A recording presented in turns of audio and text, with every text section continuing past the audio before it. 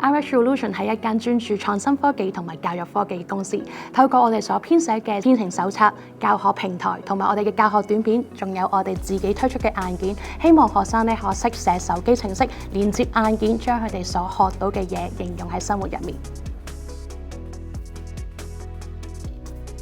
我諗大家都成日聽到，如果你唔識 AI， 其實係 AI 取代你。咁因為6年前啦，咁其實我哋已經喺學校咧就教授人工智能課程啦。咁成日都會收到學生同埋家長有疑問，就係而家我學呢一樣嘢其實有咩用㗎？我哋好希望咧將學習係賦予一個意義喺入面，亦都令到家長知道佢哋可以將個技術嘅技能啦轉化為一個關懷嘅能力，同時間將關懷嘅能力咧可以變成一個可見嘅數據。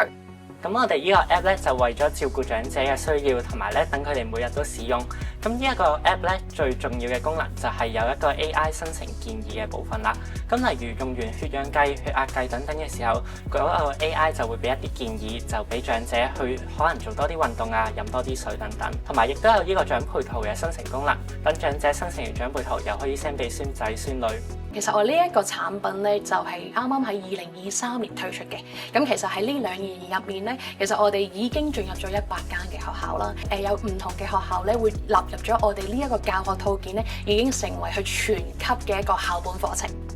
咁我哋而家咧亦都好落力咧去拓展緊我哋嘅海外市場。咁我好感謝咧數碼港咧提供咗唔同嘅計劃啦。咁例如有 MDSS 啦，咁提供咗一筆高達20萬嘅港元資助啦，等我哋可以參加國外嘅市場。咁我亦都去到新加坡個地方咧去參加展覽，亦都好開心喺嗰度咧，亦都揾到唔同嘅潛力嘅投資者啦，亦都有唔同嘅合作伙伴啦。咁未來咧有望於咧我哋會去投入到咧東南亞嘅市場嘅。我哋嘅任務係要訓練同埋教育培養我哋下一代。